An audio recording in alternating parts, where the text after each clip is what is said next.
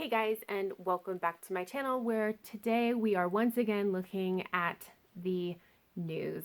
And unfortunately, this time we are talking about JK Rowling and her transphobic tweets. Um, so, yes, JK Rowling made an ass of herself on Twitter once again. She made a comment that was very much transphobic. It was pointed out to her that it was transphobic and why, and she absolutely doubled down. Now, this does cement a pattern of bigotry for JK Rowling that now most of us can no longer ignore.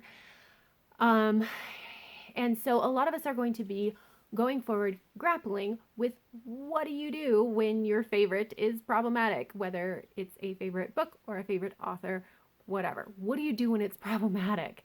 And I kind of wanted to make this video is because um, this is something I've already dealt with. I've already realized that JK Rowling kind of sucks and her books have problems in them. So I've already dealt with this and I kind of wanted to give you my thoughts about it. First and foremost, you're going to have a lot of feelings, and a lot of them are going to be negative. And I really encourage you to sit with those feelings for a minute before you decide what you're going to do, because it's complicated and you're going to have complicated feelings. And, like, for example, so for me, the exact situation where I ended up grappling with this is I read an article or a Tumblr post. I don't even remember, and I wish I did so that I could link it, but I don't.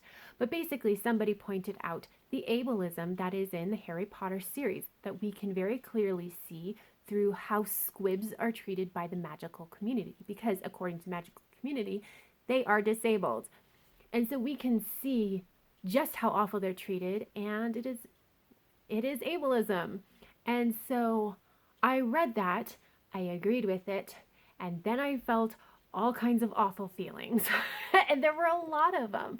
There was a sense of betrayal. There was frustration and anger and just general sadness that I knew I could no longer enjoy my favorite as I once did, and a lot of other emotions. But one that came out pretty early on was guilt. I felt guilty that I call myself an ally for the disabled, and I didn't even notice the ableism in this book. I felt horrible. And so I ended up using that emotion. I recognized that emotion and I recognized why. And what I ended up doing was research. How can I be a better ally? How can I recognize ableism more easily? And I am better informed than I once was. And so I would really encourage you to really sit with your feelings and think about those kind of feelings that are a little bit more outliers, like guilt, and see why you feel them and see if there is action that you can take to kind of resolve those feelings. If you don't understand why these remarks were transphobic, that's also an indication that maybe you need to educate yourself on trans issues, because it is those remarks were incredibly transphobic. I'm not even going to debate whether or not they were. They were. Like, they are just point blank transphobic. And so if you don't understand that, then understand that means that you need to educate yourself about this particular issue. So once you've kind of sat with your feelings, then you decide what to do. Now, I've seen a lot of people debating what to do, and more so than in the past, there has definitely been the group that's like, I'm going to cut off all ties with Harry Potter, all ties with JK Rowling. I'm not going to support this in any way, shape, or form, which is absolutely valid. Like, you get to decide what feels right to you in this particular situation and what's going to feel okay to your conscience. But one of the things that I've seen is that if you don't do that, then you're complicit, that you think that these remarks are okay and that you're just going to continue on like they never happened. And you guys, there is so much middle ground between those two things. I don't think you should be complicit. I don't think you should continue on like nothing happened. But everything, there's so much middle ground. I sit in the middle ground because this series was absolutely foundational to my adolescence. Like, I learned so much about people and about right and wrong and justice and standing up for what is right from these books.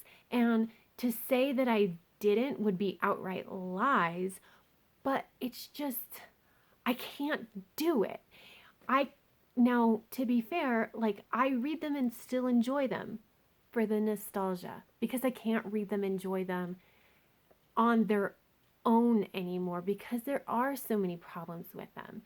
So yes, my feelings are very complicated. And guess what? They're even more complicated than that, because when I was a teenager, my mom and my stepdad got married, and this is a book series that I was able to talk about with my stepdad. It was a point of connection between us, and which is actually kind of amazing, because I don't think there's ever, before or since, ever been a series that we both read and enjoyed. So, like, this is something that is a huge connection for us. And so I treasure that. This is something that my older child enjoys. Like, he is on his second reread of this series of the summer. So he enjoys this so much, and it's a point of connection between us as well. Now, I do recognize we're going to have some hard conversations later on about this series, but like, it's complicated, and that's okay too. It's okay for it to be complicated, and for your it's okay for your feelings and your actions to change over time, especially if you realize, actually, no, I'm really not okay with how I've been handling this. And that's okay too. And I just kind of wanted to say that, because there has been much more extreme talks this time around, that it's okay to sit in the middle. Now, if you are a creator of some kind that has a platform, and especially those that have been associated with Harry Potter, you are constantly talking about how it's your favorite series, or you do things related to Harry Potter, I do think it is worthwhile to talk about this on your platform, because a lot of us do try to create open and welcoming and safe spaces for a wide variety of people. But that does mean that you do need to stand up and say, this isn't right.